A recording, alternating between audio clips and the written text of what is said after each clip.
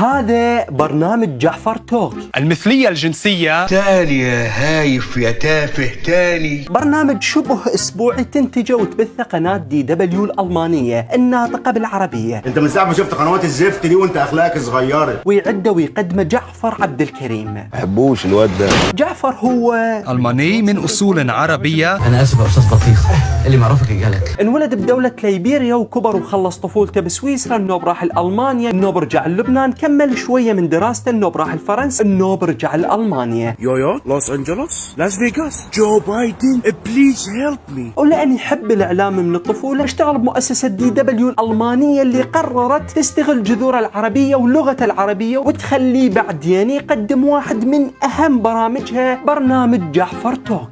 يا خاين يا عم كده عمالك يعدموا بالرصاص في ميدان عام. يعني من ناخذ لنا فرة بقناته على اليوتيوب راح نلقاه حاليا وبكل حلقاته وذكرياته ذكريات زبالة يناقش مواضيع من شبه المستحيل أن يناقشها إعلامي عربي. أنت ما تقعد راحة وانت هيك ويطلعون من مثل الإلحاد، المثلية الجنسية، زواج القاصرات، الزواج المدني، بس خلاص عشان عارف الكلمة الجاية هتبقى ايه. وفتح هيك مواضيع، يعني فتح جسر النقل الثقافات الأوروبية المنفتحة للشباب العربي. زينة والله زينة. يعني هي زينة لو كان ينقل ثقافات علمية أو أدبية أو اقتصادية. لا غلط بس مو زينة لأن كل اللي يحاول نقله جعفر هو ثقافات انحلالية وجنسية. أنت فاجئتني بالموضوع ده. يعني شلون؟ أبسطها لك. شوف، بأوروبا من يضيع الدين والأخلاق يجي القانون يلزم المجتمع لأن القانون قوي. صحيح،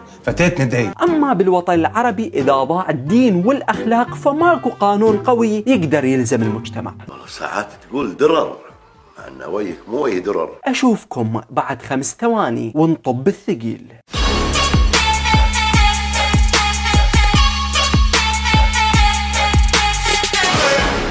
يا هلا، اللي شفنا اول مره انا احمد هيثم وهاي تشكمتشه. اهلا يا سيدي. ماكو اعتراض انه جعفر عبد الكريم هو اعلامي ذكي ومثقف، لكن من نشوفه ضعيف قدام الاعلام الغربي والحركات المتطرفه الغربيه. لا اريد الكلام. أود الحديث معكم. أنا شخص مسالم وأطرح عليكم أسئلة فقط. هل تركتني وشأني الآن؟ واسد قدام العرب والمسلمين او اللي يحملون افكار اسلاميه. أي سيدة موجودة هنا في برنامجي يا بيتم احترامها يا الشخص مش مناسب للبرنامج. هنا أنا لازم نشكك بحياديته كإعلامي، ومن الواضح كلش إنه جعفر يتبنى الفكر الغربي مو مجرد يناقشه أو ينقله. مثلا بهذا اللقاء يستضيف ملحدة نسوية عربية. أطالب بثورة جنسية لمنح الأفراد كافة المثليين، المتحولين جنسيا، ثنائي الجنسية، النساء، الرجال، يكون عندهم حرية الخيار في جسدهم بدون ما يكون عليه ضوابط. عيب يا ولد عيب. فينطيها لقاء خاص داخل اللقاء، وتقريبا 75% من وقت البرنامج. النساء قادمات، والثورة الجنسية هي مطلب رئيسي للنسوية. مش هيبقى in public وما فيش فيه feelings so بينما الطرف الثاني المقابل الشيخ المسلم ينطيه وقت هامشي قليل وما يسوي له لقاء خاص داخل اللقاء وما يخليه يكمل جملته أو تعبيره عن آرائه. فهنا أنا جعفر جاي يسوي إعلان ترويج الأفكار هاي البنية، مو جاي يناقش أفكارها. يا زبالة يا سافل يا واطي يا بايظ. أما بلقاء ثاني أعتقد بكلية الإعلام بجامعة بغداد، جاب جعفر برلمانية عراقية متدينة ورجل متدين عراقي، وجاب قدامهم حوالي 60 شخص من محاميين ومحاميات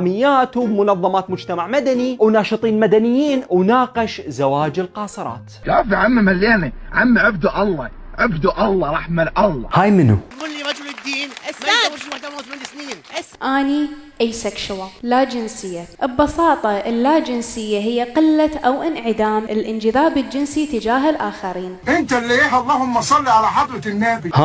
الظاهر انه جعفر مستنقي الناس اللي جايبهم كجمهور، والهدف الرئيسي هو اضعاف موقف هذول الشخصين اللي جاي يناقشون ال60 شخص، وبالتالي اظهار اضعاف القانون العراقي بهذا الجانب. لكم يوم يا ظلمة عمال تقول لي وراكك وتروح بتساوي لاصحابك عم تعملوا عليا جروب في قلب الأوضة وضلمة وخشي على فاهم ده كله. بنفس الوقت اللي نقول بيه انه زواج القاصرات هو جريمة قانونية واخلاقية، وهذا الشيء متفقين عليه، اكو جريمة ثانية اعلامية جاي يسويها جعفر. انت متهم بالخيانه وتحريض الجماهير، من يجيب جمهور وناس هواية ضد ناس قليلة على مود يناقشون وجهة نظر. هنا ما تتسمى مناقشة، هنا تتسمى عركة او ولية، والزلم ما احتضن الفوانين. والدليل شوف التصفيق من تحكي وحدة او واحد من الرافضين لهذا القانون كامرأة عراقية وطالب والهتافات.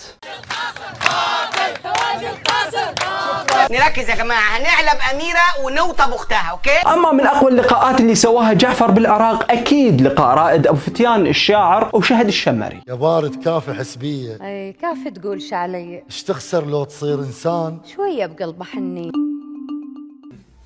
اضحك برضه ولا اقول لامه ايه ده؟ وكالعاده اول سؤال لازم نساله شنو؟ ما اعطاء المثليين والمثليات حقوقهم الكامله. شقيتني شاك.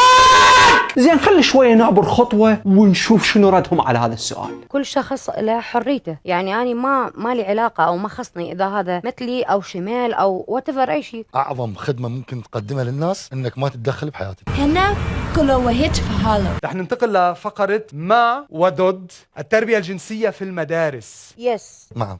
هو ده القرار اللي انا مستنيه. مع او ضد سماح بالزواج المدني في العراق. معه. نفس ما قالت. يعجبني فيك يا استاذ عمر شخصيتك القويه. بصراحة أكثر شيء عجبني بهذا اللقاء هو رد شهد بتعدد الزوجات للمرأة مو بس للرجل. ترين أن في الدين الإسلامي حقوق المرأة أقل؟ طبعا أكيد الرجل مفضل. وتتقبلين ذلك؟ مجبرة. يعني أنت مع تعدد الزوجات للرجل يسمح؟ طبعا ليش للرجل والمرأة لا؟ أنا قلت لك مع. حلو الموضوع. الفقر اللي أنت فيه ده. وطبعا جعفر يحاول يستضيف معظم المؤثرين بالعراق وبالوطن العربي وياخذهم المنطقة المثلية والإلحاد وهاي المواضيع، مثل لقاء ولاية بطيخ. موضوع المثلية الجنسية. السؤال يباوع لي.